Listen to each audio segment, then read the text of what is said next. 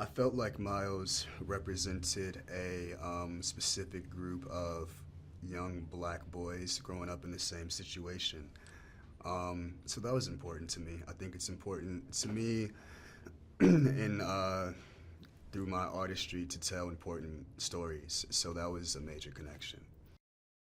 Obviously, the script establishes the relationship with McCall. But I mean, a lot of what you see in the film is extension of what Denzel and I actually created on set. It was almost like a mentorship, basically. I mean, it's definitely just different worlds, a different exploration of a different personality, to keep it simple. The most interesting would have to be the elevator sequence. I feel like that's one of the most powerful moments with McCall and Miles in the film, and really important for what it represents, who it's representing.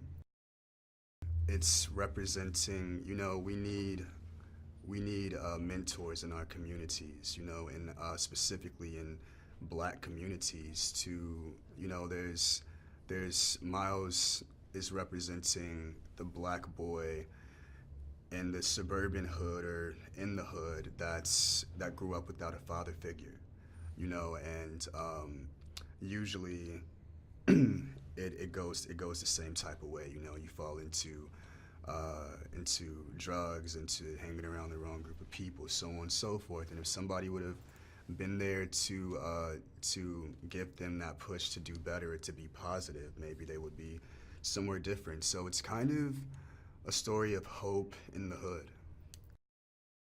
Denzel, Antoine, and I worked really close together. We all knew how important this relationship was and what it represented. So pretty close, man. You know, we were all dancing together. It was a collaboration.